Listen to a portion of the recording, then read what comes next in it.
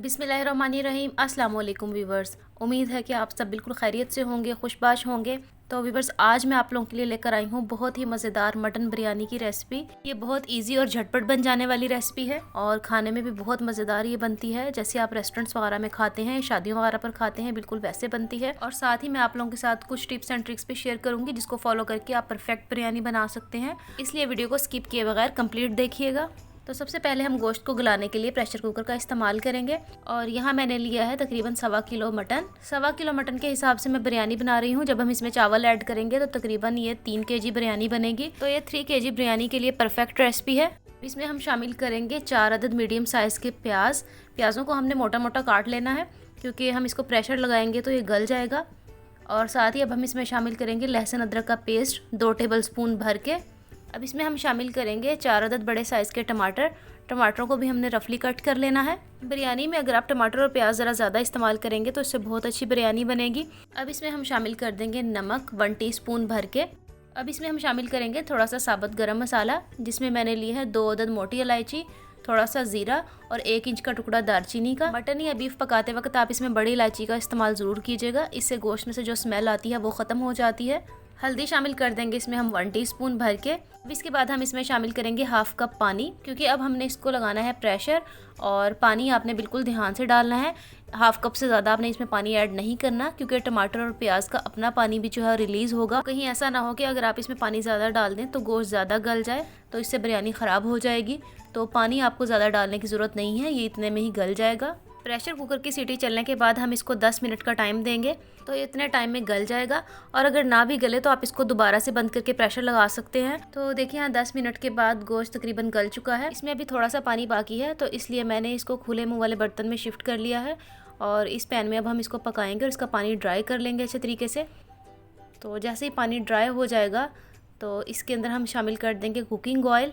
1 से 1.5 कप भर के हम इसमें कुकिंग ऑयल का शामिल करेंगे, क्योंकि अब हमने गोश्त को अच्छे तरीके से भूनना है।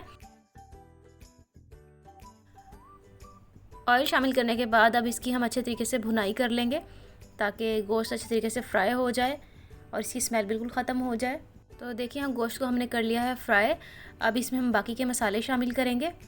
तो इसमें सबसे पहले चला जाएगा 1 पैकेट बिरयानी मसाला। ये बम्बई बिरयानी मसाला मैं शामिल कर रही हूँ। अच्छा, कुछ लोग नहीं भी शामिल करते, लेकिन मैं इसमें लाजमी शामिल करती हूँ क्योंकि ये बिरयानी मसाला ऐड करने से बहुत अच्छी खुशबू आती है बिरयानी में और बिल्कुल परफेक्ट बिरयानी बनती है। अगर आप घर के मसालों से भी बिरयानी बनाते हैं तो उसमें 1 टेबल स्पून बिरयानी मसाला आप ज़रूर शामिल किया करें, उससे चावलों में बहुत अच्छी खुशबू आ जाती है और बहुत मज़े की बिरयानी बनती है। यहाँ हमने मसाला ऐड करने के बाद थोड़ा सा इसको भून लिया था। इसके बाद हम इसमें शामिल करेंगे 1 पाव दही। दही बिल्कुल गाढ़ा होना चाहिए। दही ऐड करने से इसकी बहुत अच्छी सी ग्रेवी बन जाती है, तो दही भी एक लाजमी इंग्रेडिएंट है बिरयानी का। इसके बाद हम इसमें शामिल करेंगे हरी मिर्चें 3 से 4 अदद। हरी मिर्चों को इस तरह से स्लाइसिस में कट कर लीजिएगा। अब हमने इसको कवर करके तकरीबन 15 मिनट के लिए मीडियम टू लो फ्लेम पर कुक करना है ताकि तमाम चीज़ें अच्छी तरीके से पक जाएँ और बिरयानी के लिए अच्छा सा कोरमा रेडी हो जाए। तो देखिए 15 मिनट के बाद दही का पानी ड्राई हो चुका है, मसाला अच्छी तरीके से भून चुका है और ऑयल भी ऊपर आ गया है। इसको 2 से 3 मिनट तक मज़ीद हम इस तरह से पकाएंगे ताकि थोड़ी और भुनाई हो जाए इसकी। अब इसमें हम शामिल करेंगे इमली का पल्प। यहाँ मैंने थोड़ी सी इमली लेकर उसको गर्म पानी में डिप कर लिया था और उसकी गुठलियाँ निकाल कर आपने इसको शामिल कर देना है बिरयानी में। अच्छा, इमली का पल्प आपने लाजमी शामिल करना है, इससे चावल के एक एक दाने में फ्लेवर आ जाएगा और बिरयानी बिल्कुल भी फीकी नहीं बनेगी, बहुत परफेक्ट बिरयानी बनेगी। तो आप इसमें लाजमी शामिल किया करें। अगर आप इसमें लेमन जूस भी ऐड करते हैं तो भी आप थोड़ी सी इमली इसमें लाजमी शामिल करें। तो देखिए हमारा बिरयानी के लिए कोरमा बिल्कुल रेडी हो चुका है। इसको हम कवर करके कर देते हैं साइड पे। अब आ जाते हैं नेक्स्ट स्टेप की तरफ। तो यहाँ मैंने लिए हैं 1 किलो चावल। चावलों को मैंने 1 घंटा पहले अच्छे तरीके से वॉश करके भिगो दिया था। चावलों को आपने कम से कम 1 घंटा लाजमी भिगोना है, इससे बहुत अच्छे चावल बनते हैं।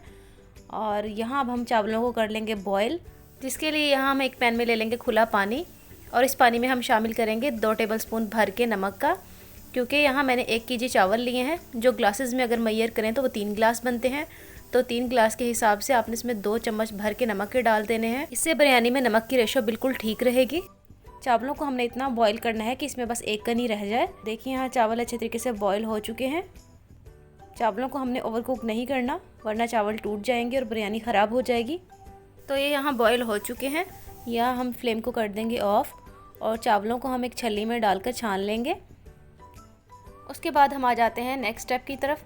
तो यहाँ हम चावलों और कौरमे की लेयर्स लगाएंगे। तो सबसे पहले हमने यहाँ पैन में से सारा कौरमा एक अलग बर्तन में निकाल लेना है और पैन में इतना कौरमा रहने देना है जो हम लेयर्स में लगाएंगे। पैन में सबसे पहले हम कौरमे की लेयर लगाएंगे और उसके बाद हम उसके ऊपर चावल डालेंगे। कौरमे के साथ थोड़ा सा ऑयल भी ज़रूर होना चाहिए पैंदे में, इससे चावल नीचे नहीं लगेंगे और ना ही जलेंगे। तो इसलिए फ़र्स्ट लेयर आपने कौरमे की लगानी है, फिर चावलों की। इसके बाद हम इसमें शामिल करेंगे थोड़ा सा फ्रेश धनिया, पुदीना और लेमन के स्लाइसिस। हरी मिर्चें भी आप यहाँ पे इसमें शामिल कर सकते हैं, लेकिन मैंने पहले कौरमे में शामिल कर ली थी तो इसलिए मैंने यहाँ पे ऐड नहीं की। इस मेथड को रिपीट करते हुए आपने 3 से 4 लेयर्स लगा लेनी है चावलों की और कौरमे की। यहाँ मैं आपको एक टिप देती हूँ कि जब आप चावलों को बॉईल करें तो उसमें नमक ज़रूर शामिल कर लिया करें। उससे ये होता है कि चावलों में नमक की रेशो बिल्कुल ठीक रहती है, क्योंकि चावलों को तो हम छान लेते हैं और उनका पानी जो है वो निकल जाता है, तो नमक ज़्यादा नहीं होता। तो इसलिए आप नमक ज़रूर शामिल कर लिया करें चावलों को बॉईल करते हुए। तो देखिए यहाँ हमारी बिरयानी की लेयर्स अच्छे तरीके से लग चुकी हैं। बिरयानी बनाने के लिए और इस तरह से लेयर्स लगाने के लिए आप हमेशा बड़े बर्तन का इस्तेमाल करें। इससे चावलों को बहुत अच्छी स्पेस मिल जाती है फूलने के लिए और चावल बहुत अच्छा और खिला खिला बनता है, जुड़ता नहीं बिल्कुल भी। अब हम इसमें ऐड करेंगे फूड कलर। तो यहाँ मैंने ऑरेंज और येलो दोनों फूड कलर का इस्तेमाल किया है। तो इस तरह से बिल्कुल देगी स्टाइल बिरयानी लगती है ये। और सबसे लास्ट पे आप इस पर थोड़ा सा बिरयानी मसाला ज़रूर इस तरह से स्प्रिंकल करिएगा। मैंने थोड़ा सा बिरयानी मसाला बचा कर रख लिया था, तो अगर आप इस तरह से एंड पे इसको छिड़क देंगे तो चावलों में बहुत अच्छी खुशबू आएगी। आप इसको ज़रूर एक दफ़ा ट्राई करके देखिएगा। अब हम बिरयानी को इस तरह से कवर करके दम पे रखेंगे। तो पहले हम 3 से 4 मिनट तक हाई फ्लेम रखेंगे, उसके बाद बिल्कुल लो फ्लेम पर आपने इसको 15 मिनट के लिए दम पे छोड़ देना है। और अगर आप पैन के नीचे तवा रख लें तो ज़्यादा बेहतर है, इससे चावल बिल्कुल भी नीचे नहीं लगेंगे। तो देखिए यहाँ 15 मिनट बाद दम लग चुका है बिरयानी को और बहुत मज़ेदार सी बिरयानी बनकर तैयार हुई है। चावल भी बिल्कुल अलग अलग और खिला खिला सा है।